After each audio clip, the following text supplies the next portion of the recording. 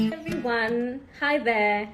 Hello to our YouTube family and to our Instagram family. What a beautiful journey it's been.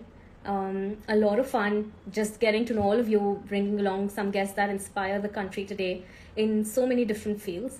So, thank you so much for being a part of this beautiful journey thus far.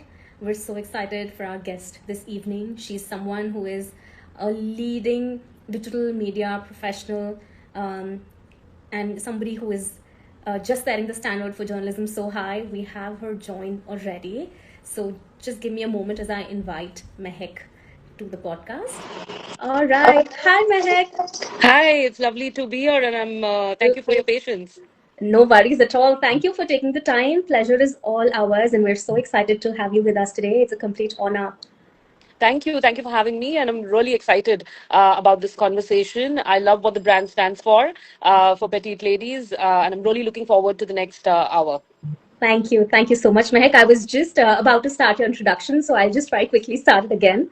So, ladies and gentlemen, Mehak Kasbekar, she's the country manager and editor-in-chief of BRUT India, one of India's leading digital media platforms. She's someone who studied at St. Xavier's in Colombia. So, of course, global education, 20 years of experience across a bunch of different topics in journalism, worked across organizations like Bloomberg, TV India, Mint, Reuters, CNBC, TV 18, across, of course, different digital formats, as well as policy, politics, society, business, so many different topics. And I think her perspective on journalism, storytelling for the youth, how is it that she's building BRUT India to evolve with how India's perspectives are changing also on so many different topics would be so interesting for us to know. The kind of accolades that she has, I think, again, very inspiring for us to know what a beautiful journey she's had, right from the Ramnath Goenka Award for Excellence in Journalism to the Bharat Dialogues Jury Award for Women Leader of the Year to the Google Consat Orahi Award for Most Responsible Journalism. So again, such an honor to have you with us today, Mehek, and thank you for taking the time. Thank you so much, and thank you for that lovely, very generous introduction. It's all you. So, Mehek, I would love to start with getting to know where your journey or where you are today started. Of course, now it's been more than 2 decades of illustrious career in journalism. But where did this all begin? Who or what inspired you to start a career in this profession, which at that time was still, I would say, a little bit nascent? So, what was that moment? Who was that person? What was that instance that made you want to feel that I want to build a career in journalism? Um, Well, it doesn't feel that long, let me tell you this. It feels like yesterday that I began my career in journalism. But it was quite interesting. Like a lot of children in the 90s, I don't know if they still feel the same, but like a lot of children in the 90s, if you were good at studies, it was always you take science, math, right? And if you maybe perhaps a little bit of commerce and you decide to become an engineer or a doctor. So those were really the two lines. Science was something which was, aspired to, looked upon.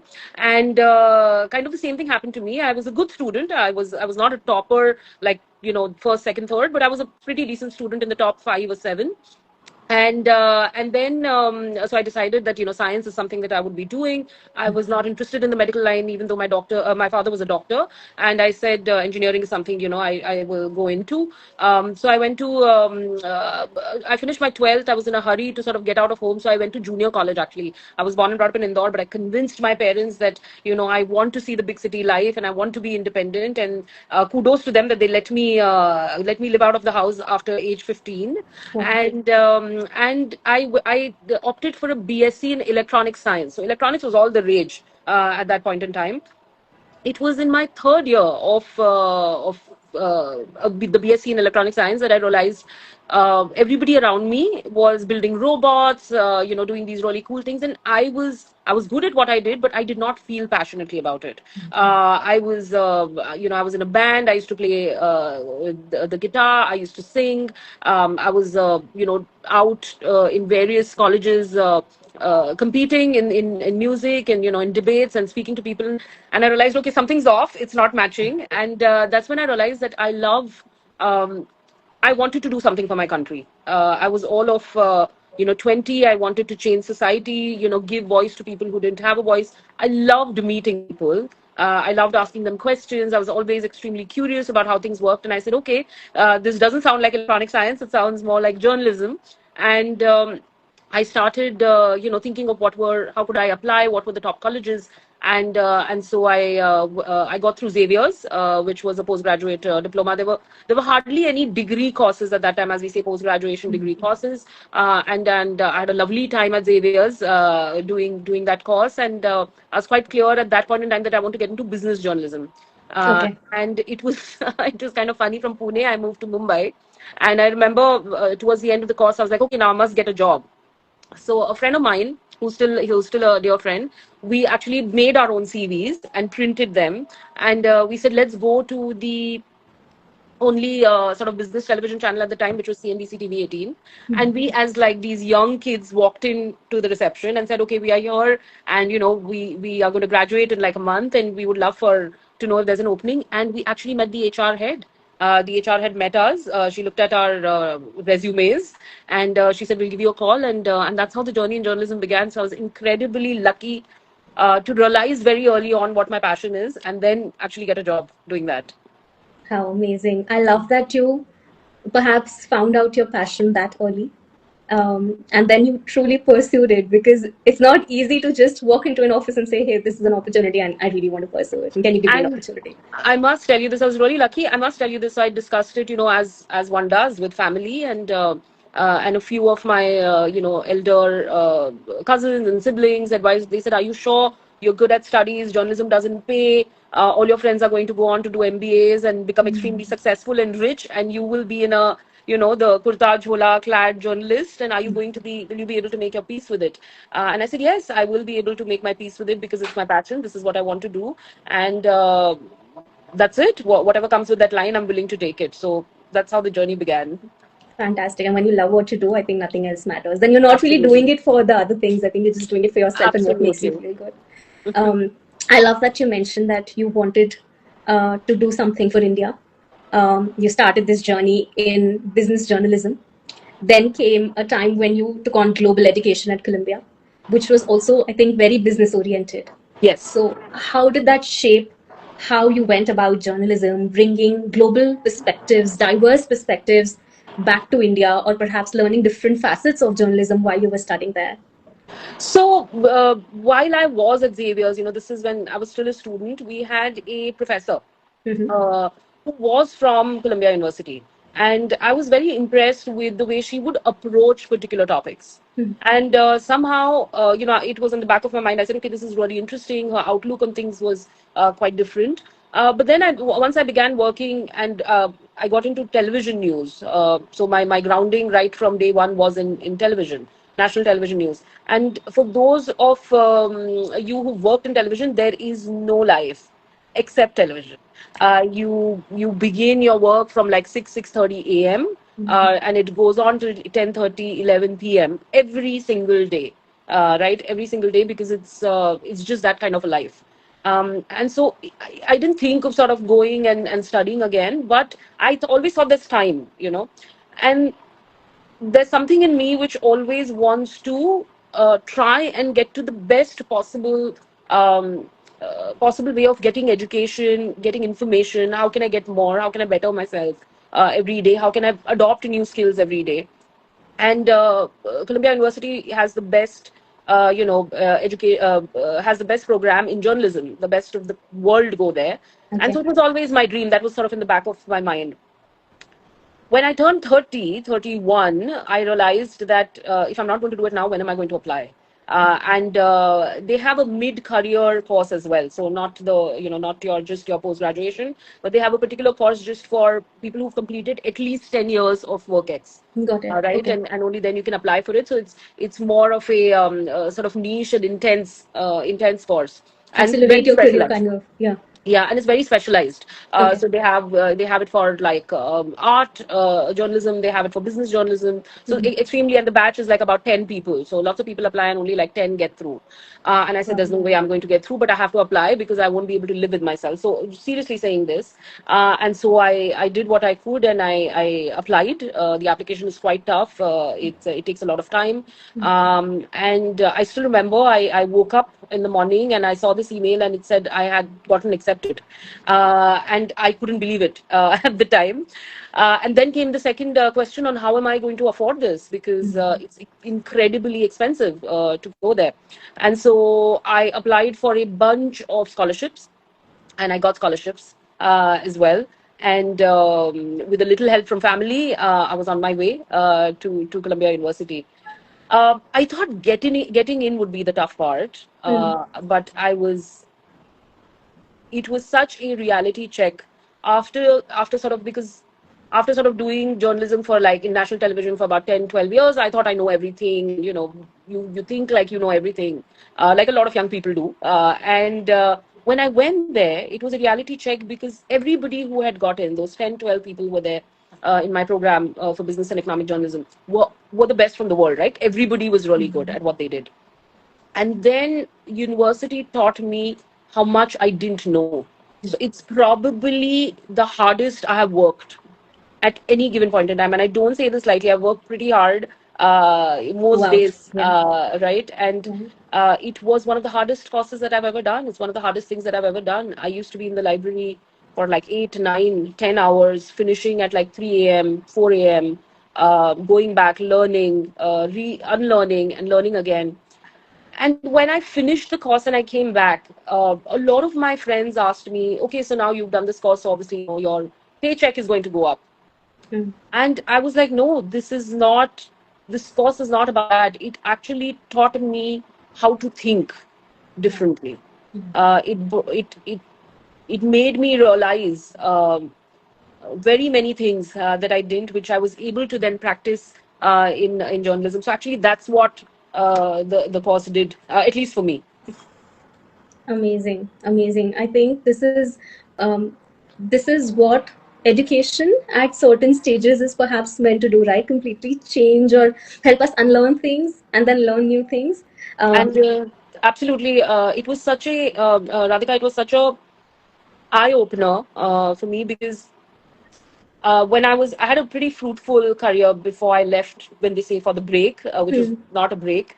But very, very senior people in the industry had told me that this is career suicide. Nobody leaves a Yeah. fruitful career to go, after 12, 13 years of building a career to just like go and then now reskill yourself for what joy. And I said, no, I want to do this. And when I came back, there were no jobs. I came back from Columbia University, and I was out of the system for just a year. But out of sight is out of mind, Yeah. and nobody wanted me back. But I was so thankful that I did that because it taught me how to think differently.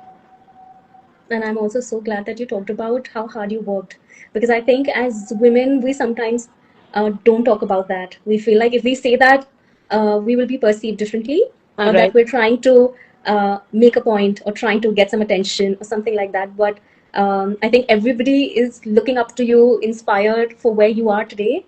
But of course there's all of that hard work that's gone into it, which is why I love these conversations, because I think when people share the stories of hard work, failure, beats of ups and downs that we've really gone through in reality, then I think people also feel a lot more relatable to say, let me go through this journey, let me grill myself. And Right. that's only when one can reach a certain pedestal. Absolutely. Amazing. I think another very interesting thing is now the way that BRUT India is developing into, evolving into a very responsible, youth focused media platform.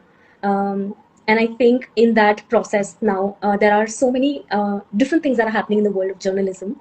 People are absorbing news from a bunch of different platforms. For example, for me as a business entrepreneur, a lot of information that I get is also out of social media platforms as much as it is out of traditional news channels, and perhaps that's gone a little bit into backdrop. So now when you're seeing how people are consuming stories, how they're consuming news, how they're consuming journalism, what are your thoughts, and how are you building all of that back into how BRUT India is developing for today's audience and the Gen Zs who the audience of today as Right. well as tomorrow? So absolutely, I think Root is. I don't think there are publishers who approach news for young people the way we do, the way Root does. And we are not a platform who does breaking news. We are not a publisher who's looking for scoops. Let's get a headline out of somebody and sort of do it. And there is value in it. Don't get me wrong. There is value in breaking news. There is value in, I mean, I've been part of that for so long. So there is value in that. But Brute is not that. So I was like the second person hired, in India when Brute was beginning in India. At that time, so starting from sort of scratch, there was Facebook was the main platform at that point in time. Instagram had not even begun. I think it began early like 2010s then. and I think Instagram it was there, but people were not on it. Let me put it that way. We began BRUT India in 2018. Right? Okay. We began BRUT India in 2018, and Facebook was like sort of the main platform where everybody was there. And we then, I think about maybe 3-4 months into launching on Facebook, we then sort of started building on Instagram at that point in time. But what was the idea? So the idea was most people were using social media, and publishers were using social media to sort of take followers to their website, to their television channels, increase viewership on those platforms. But we knew there was a large disconnect for a young generation in the way they were consuming information. They were not picking up a newspaper to get their news or magazine. They were going on websites, but not as much. Television, not really. Appointment viewing, they were not used to it. So we went where the audiences were, which was social media. And the whole idea was, can we speak to a generation in their own language? And can we talk about the things that actually matter to them? Equity, equality, climate change, politics, health, lot of trends, and give them enough information uh, so that they are able to hold a intelligent conversation about it. So we were very clear that we are not going to talk down to our viewers. We are not going to talk to them as if they don't know anything. But we are going to take extremely complex topics in the world and put them out in a very simple way so that they can understand what all of that is about. And we were very clear that we are not going to sort of tell people what to think about it. We will put the information out there and let them make up their own minds after they see that information on what do they feel about it. Do they think it's wrong? Do they think it's good? Do they think it's great? Do they think something needs to change or not? We would not say this needs to happen. We said we would put that information so that young people can hold an intelligent conversation about various topics. So we didn't divide the newsroom into beats. So any traditional legacy newsroom, you'll see, okay, there's like a sports beat, somebody who covers sports, somebody who covers business, somebody who covers politics, different sort of genres, somebody who covers art. Again, lots of value in it. But we decided that we would cover everything that matters to young people in terms of what they want to speak to their partners about, want to speak to their friends about, their teachers about, their parents about. They want to stand in a party and be able to hold an interesting conversation on a particular topic. So that meant we covered everything from global wars which are happening to Labubu dolls and drinking matcha, because all of this is important to young people. And Brute really is, like I said, we were not interested in breaking news, but we were interested in making sure that we put that news into correct perspective.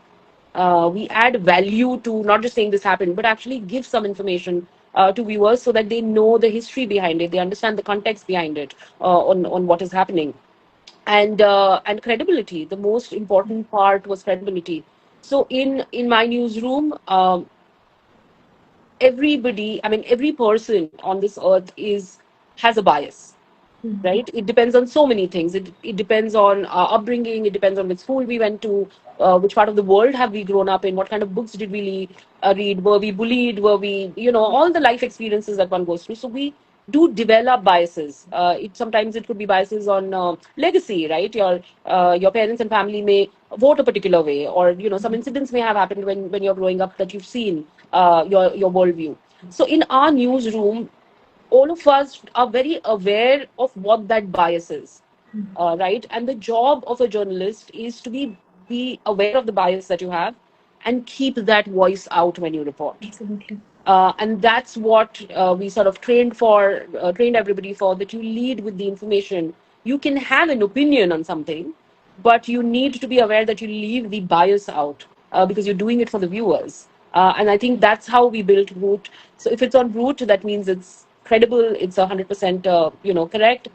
Uh, and Radhika, I'd also like to share this with you that our correction rate Mm-hmm. is about 0.01% Oh, annually, wow. which means that we check and recheck and make sure that any information that we are putting out holds Yeah. true for a long time. And if we do make a mistake, we don't penalize the person. The person owns up to it and says, okay, we put out a correction. We don't sort of just take a video down or just Mm. behave as if it doesn't exist, or right. But we would actually go ahead and correct it and say, yes, we made this mistake at the time code 0.15, and actually it should read like this.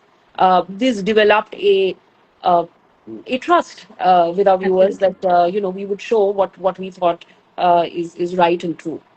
Absolutely. And I think people today, one, are very receptive, very, I wouldn't say forgiving. I mean, they're aware and they really respect, I think, that kind of credibility. And kudos to you on that leadership, because I think as you were speaking, I was thinking about my own consumption of news. And actually, a lot of topics that I want to know about right across, like you mentioned, I think if it's something related to US politics, down to if I want to know what's happening in my favorite celebrity's home. I Right. mean, Brute's been something that I've consistently consumed. And especially when it comes down to very difficult topics, sometimes I think my go to videos are for Brute India, because also they are short format, sometimes not a lot of conversation. I think simply broken down for a layman like me, Right. and yet informative enough. And then if I want to double click on a topic, then of course I can, go on and read more about it. But to get a broad perspective introduction to complex topics and know enough in terms of what's happening, I think it's been very, very helpful. And I also love the fact that you mentioned that journalism at Brute India is about presenting facts for what they are, keeping biases aside, because I also do feel that a lot of communication today does come in with a bias or an opinion, Right. whereas I think news was always traditionally just meant to be facts presented to people and for them to Absolutely. then form their opinions and not have any kind of a bias on any topic at all. Absolutely. That's what news is supposed to be. Uh, Absolutely. Yep. Yep. Now, of course, it's been so many years of you presenting news in so many different formats, whether that's a leadership role, whether that's you yourself being in front of the camera, whether that's, directing how information goes out across different formats. You've also been hosting a podcast. And I love that whether that's male guests or especially female guests, there are a lot of very well rounded, relevant, society relevant conversations that happen. right. And as we put ourselves out there, of course, we open ourselves to judgment, criticism, right from the way we speak to what we speak to how we look. Right. Have you faced judgment? I'm assuming, of course, yes, but I'd love to know how that journey of just receiving feedback, public opinion has been for you. And in moments that you felt that there have been sometimes unnecessary conversations also, Right. how is it that you're able to build your confidence back the next day and say, I love what I do and I know what I'm doing, so this really perhaps affects me now, doesn't affect me? What are your emotions as you go through experiences like that? Thank you for asking that question, because it's increasingly important in the day and age that we are living in. I'll answer it this way. I think, unfortunately, everybody is today held up to scrutiny. They are a private. You don't have to be a journalist or a podcaster to be dealing with, let's say, a lot of negative comments that can which is not, say, maybe constructive, critical feedback. I think if you own a social media handle and if you're putting yourself out there, you are going to get comments irrespective of who you are. If you're a public figure, 100%, that's true, Yeah, right? So but I think the universe is now not just for public figures. I think it's just for anybody and everybody very true. who's out there. There will be 10 people who will find those things and say that about you. So the great part about social media is that when you are putting out information, you get sort of an immediate understanding of how it's landed. What have people understood? Is there a point they want to speak about? And at Brute, we always think we may not get it right every single time, but we always think on how can we have constructive engagement on a topic. Can people come together and think about a solution or talk about a solution? Not just, oh, this is really horrible, and things like that. So coming back to the question on whether I have, got negative comments, tons of them. Um, I remember there was this story we had put out for which I got rape threats, death threats. My phone was constantly ringing. I think it began at like 10 p.m. in the night and then went on to 3 a.m. And I'd put it on mute because my number was out there. And I think they have these. If they want to trouble a person, they keep sending you. I find it funny now. They keep sending you OTPs on, I think Lenskart or Flipkart. I think it's like a spam thing that people do. So there's been that, and when that was happening, uh, initially I was a little surprised that it's that targeted. When people want to do that, it can get quite personal and targeted from this aspect. But it went on for about 24 hours and then nothing after that. So I realized that it was targeted and then it stopped. On comments that I sometimes get, it can be quite. Like I remember this comment where somebody had written. So I had recently interviewed the president of France, and there were really good comments. People liked the conversation. There was this one comment that said, that this is a man dressed as a woman, something to the tune of that she looks manly or things like that. And I when I looked at that comment, I remember laughing because the first was like, okay, did I get something wrong in the way I'm looking? And then I was just like, okay, it's just one of those comments that has come in. And there are comments about appearances largely. Uh, does it affect me? Mm, I think here's the thing I've understood, that there could be 1,000 good comments and maybe five bad comments, and your mind will naturally remember the five bad comments, right? Because maybe our brains are sort of wired to remember the bad and downplay the good, especially when it comes to comments. And so I've made it a habit to look at the 1,000 comments, and if there is valid criticism in criticism which is coming. I mean, that is extremely good. It allows me to correct myself, to better myself, to go back and do a better job the next day, right? But I don't think it's ever happened to me, and I've had some very targeted, uh, terrible comments during in the run up to the elections when I was doing interviews. And it was always my choice whether we put out those interviews or not, and I did, because at the end of the day, that is our job. Our job is not to make the anchor or the podcaster or the journalist look good.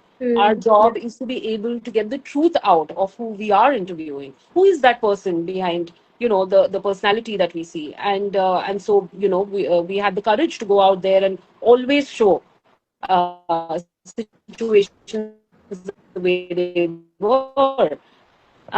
But I don't think I've done anything or seen anything on social media that has ever affected me to no interview. There's a new day, and there's a way to go out there and do an even better job. I think that's the name of the game. Oh, well, thank you for sharing that. And I'm so sorry. I think the first experience that you mentioned, especially, was it can get also scary sometimes. And it's interesting how people can so easily get, so sometimes even aggressive in the way that they react. But yeah, I think again, it's all about that courage and going back to one's purpose and saying, hey, this is why I do what I do every day, and perhaps just And drawing back from that passion. thank you for that, Radhika. I'm sorry I'm taking 1 minute of yours more on Please, this. please. But for anybody who's watching this conversation, I'd like to also put it in perspective that while it is, while this can get quite intense, comments on social media, trolling on social media, it can affect mental health, self-esteem, many things.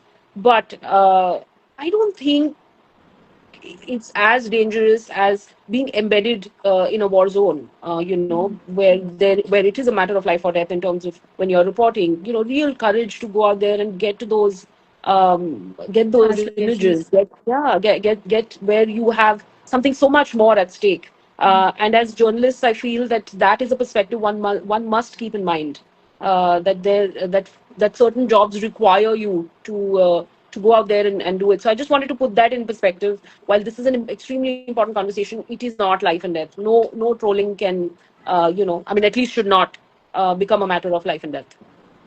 Yeah, absolutely. And I think since you mentioned about how people who are aspiring to be journalists, how they should really, I think, put into perspective what different levels of hard work and involvement go into building a career in that.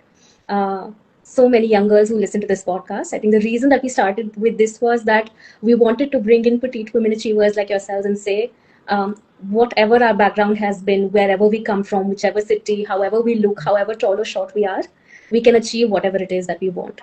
So I think across a bunch of different fields, whether that's petite surgeons, whether that's petite lawyers, and today we have yourselves. I think just for young girls to have that inspiration and never feel less of themselves. I do oftentimes get this question that my height is so and so. I don't think I can be a journalist. I don't think I can be a model. I don't think I can be in the media in any way, shape, or form. So I think for young girls who are listening to you today and inspired to be a journalist themselves at some point, what would you advise them? Oh, the world is your oyster. I mean, when I was on national television, when I was reporting in my business television days, I didn't aspire to be an anchor. For me, like the hardcore sort of ground reporting was what I was interested in. And I remember I got a call from one of my bosses, and they said you have to anchor this show, and I said okay, but I didn't know, and I said okay, I'm going to go there, and it was a flagship sort of a show, and I think I did a really good job of that show. And I remember after that in the evening, some of the senior, editors at that point in time said, well, you're going to have to become 10 kgs, you're going to have to drop 10 kgs and sort of wear heels and things like that.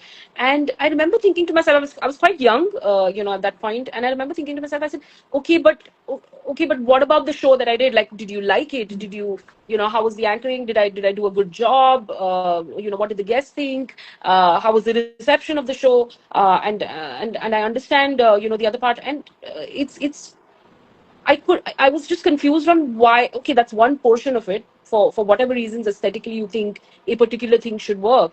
But what about everything else that I Information brought sharing. to the Yeah. table? So for young women, especially who are seeing this, it doesn't matter. I really want to say this. It doesn't matter how tall you are, how short you are, what the color of your skin is, what kind of hair you have, what kind of skin you have. We are not this. We are all of this, and so much more. Um, when I walk into a room, I have never felt small. Occupy the space that you deserve and require. If there is, and especially as women, if you walk into a conference room or you walk into any room, if there is a seat at the head of the table, take that seat. If there is a seat in the middle in a panel, take that seat. Do not shrink yourself. Do not judge yourself. You deserve to occupy that space. You deserve to occupy the room with the voice that you have, the personality that you have, the talent that you bring to the table, and you are unique in every possible way. The job that you can do, nobody else can, and that couple of more inches off or on, I'll say off the waist or on, in height or, whatever else it is today in terms of wanting to be flawless and look a particular type. Who defined it? Nobody has defined it. If there is a physical attribute that is a requirement in your job, then that's different. When I say like a technical requirement, right? If there is a technical requirement, that's different. But those must be like a handful of Absolutely. jobs that will require that. Do not hold yourself back on any of this. And if you do come across comments or people who are wanting to box you into what a certain type, that is beautiful or attractive or just better suited for something, don't listen to it. Just don't. I love that. I think that's exactly the message that I hope young girls are inspired by. So thank you for sharing. And you are an example of someone who's just defied all the odds, and there are no set standards of XYZ for any job to the largest extent possible. So thank you for sharing that, and I really hope that this message reaches millions and millions of girls, so they never feel that the way that we look should in any way limit the kind of dreams that we should have. A Um, 100%. when I was growing up, I think the one thing that stayed with me always was, and I was very conscious about my height, very very insecure. My father always used to tell me, "You could be short, but your dreams and your achievements will be the tallest." And I hope that so many people are inspired by stories like yourselves to always have the tallest dreams and the tallest achievements. 100%, and kudos to your father, for saying that and planting that seed that has grown so strong and so tall today. Thank you. Thank you. Now, before we get to the rapid fire, one question that I have is that with this understanding of the youth and what they consume, it's an equivalent of what they care about. What do they care about? And as some of us who are building for India today, how is it that we can also build responsibly? So, beyond building this inclusive fashion brand that I have, I think so many different builders who are building across food, politics, tech solutions, and so on. What are your thoughts on what India today, the youth of India today cares about, and how can we make sure to have that embedded into our solutions? Thank you. I love that question. Of course, I'm not speaking for all of the youth in the country, but a little understanding into what I've got with BRUT, building for a young audience. I think a young audience today is extremely intelligent. They love authenticity. They love transparency, information with transparency, with the authenticity, and a fresh perspective. I don't think they are. Uh,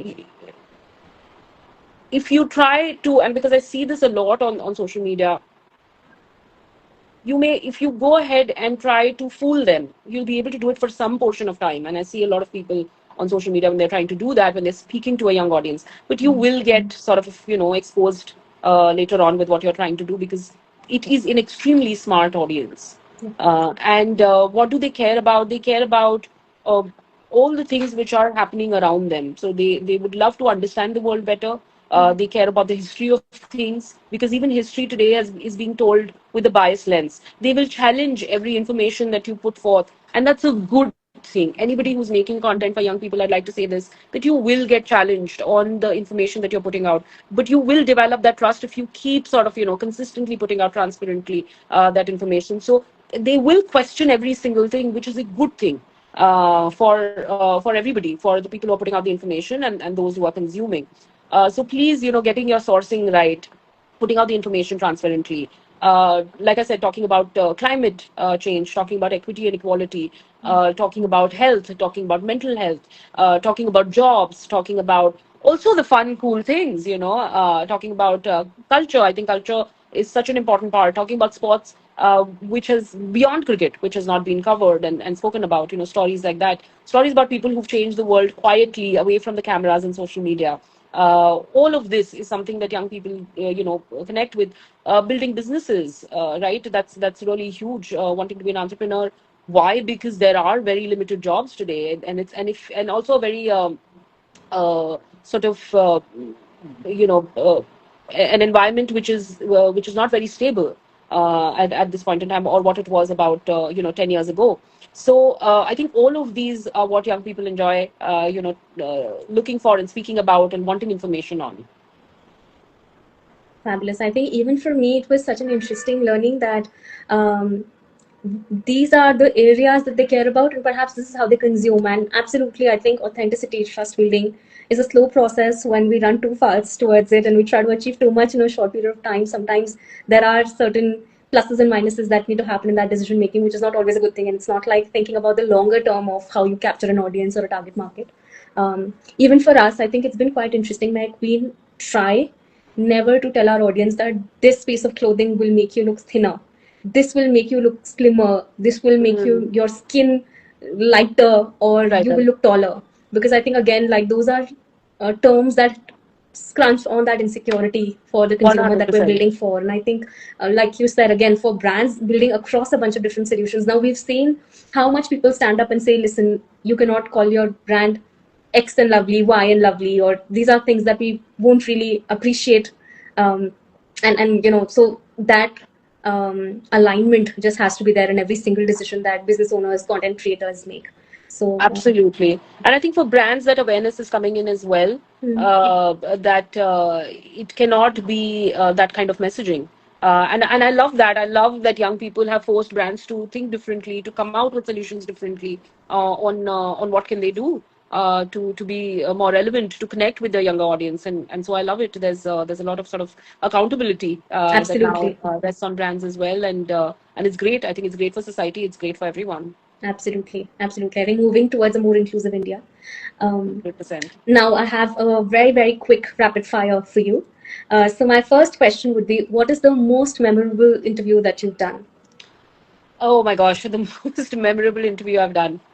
It was actually quite early on when I was a business journalist, and I had interviewed a minister, a sitting cabinet minister at the time. I used to interview quite a few cabinet ministers, but I'd interviewed a sitting cabinet minister who was quite controversial at that period of time. I was pretty young when I interviewed him, and I think that's an interview I love. I love going back to it and watching it. It was like maybe 15 years ago, and I love watching it because I love. I love the whole back and forth in that interview that happened, and I think it was a very rich interview for any viewer who was watching it. So I think that was one of my memorable ones. Amazing. And I think that's what journalism has been about, right? Just like critical reasoning, wanting for people to know all the facts, know different perspectives, question, Yes, curious. Yeah. 100%. Amazing. Okay. What is one myth about journalism that you'd like to break? Oh, that is glamorous. I think anybody who wants to get into journalism, it is not glamorous. It's a lot of sweat, blood, and tears. A lot of it. 6 to 10 is 18 hours. 18 hours. It's a 18 lot. hours a day, every day. It's not glamorous at all. It's very, very hard. And very competitive, I'm assuming as Very well. competitive too. Okay. What is one change you would like to see in the Indian media? One change I'd like to see in the Indian media to stand up together for the right causes. I don't think we see that happen a lot, but I'd love for the Indian media to come together as media for things which are important for society and the nation. If that happens, it would be great. And so powerful. Absolutely. Yeah, yeah. Well, fantastic. I think those are all of the questions that I had. And it was just so amazing getting to know your journey, where you started from, all of the hard work, passion, love for what you do that's gone into it, building with authenticity, building for today's audience. So thank you for sharing so many different experiences from your own journey with us. And again, I'm sure there are so many young girls sitting in all parts of the country, perhaps all parts of the world, who would listen to this and just be so inspired. If we were to sum this up, my last question would be, today there's something that you know from all of these different beats that you've gone through that the 12-year-old Mehek perhaps did not know. So if you could tell your younger self something, what would that be? Wow. What would I tell the 12-year-old Mehek? That you are going to change the world for the better one day. I think that's what I would tell her, that you're going to change the world for better one day, and the empathy and the authenticity with which you work and think are superpowers. How amazing. That That is is what I would tell beautiful. her. You truly are changing India, the way that India is looking at the world.